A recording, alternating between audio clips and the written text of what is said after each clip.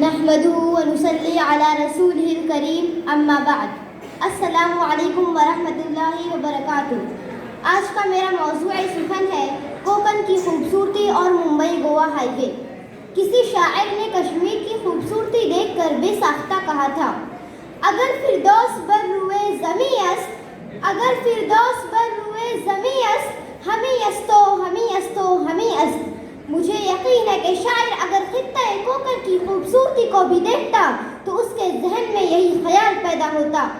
محترم حضرات، جنت نظیر ہمارا علاقہ کوکن صوبہ مہاراشٹر کے ایک زرخیز خطے کا نام ہے، جو کوہ سہیادری کے سنگ لاکھ چٹانوں اور اس کی حسین وادیوں میں بسا ہوا ہے۔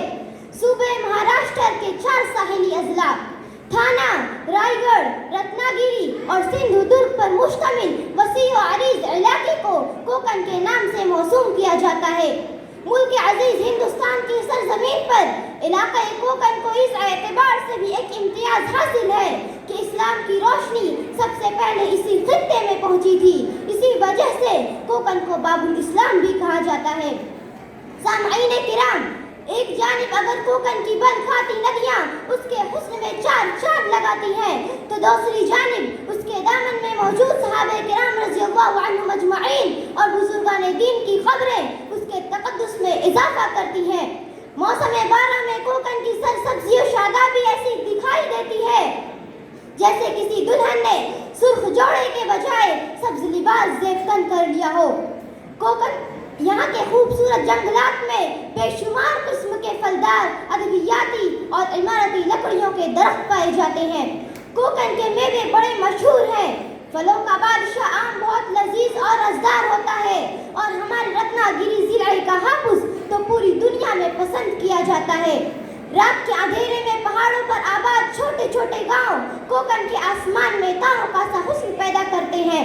کوکن میں صنعتی اور سیاحتی مراکز بھی اپنے پاؤں جما رہے ہیں۔ محترم سامعین، کوکن کے لوگ پوری دنیا میں امن پسندی اور بھائی چارگی کے لیے مشہور ہیں۔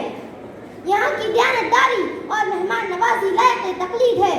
یہاں ہر مذہب کے لوگ مل جل کر بھائی بھائی کی طرح زندگی گزارتے ہیں۔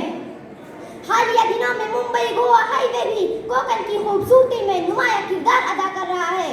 یہ شاہراہ انگریزی حکومت کی تعمیر شدہ ہے جو تقریباً 500 کلومیٹر طویل ہے۔ پہلے اس شاہراہ کو قومی شاہراہ نمبر 17 کہتے تھے، مگر اب یہ قومی شاہراہ نمبر 66 کہلاتی ہے۔ آج کل یہ 4 راہوں والی شاہراہ بنائی جا رہی ہے۔ امید ہے اس منصوبے کی تکمیل کے بعد سیاحوں کی آمد و رفت اور بڑھے گی۔ کوکن ریلوے لائن بھی اسی شاہراہ کے متوازی تعمیر کی گئی ہے۔ الغرض یہاں کا حسن دیکھ کر بے ساختہ مجھے یہ شعر یاد آتا ہے کہ کوکن ہمارا دوستو جنت نظیر ہے، کوکن ہمارا دوستو جنت نظیر ہے، منظر بہت حسین سما دل پذیر ہے، باسی بھی اس کے نیک بہت سادگی پسند، باسی بھی اس کے نیک بہت سادگی پسند، اخلاص پیار سادگی اس کا خمیر ہے۔ میری دعا ہے کہ اللہ تعالیٰ کوکن اور اہل کوکن کو ہمیشہ شاد و آباد رکھے اور اس کی خوبصورتی کو عمر نوح عطا کرے۔ آمین۔ وما علینا الا البلاغ۔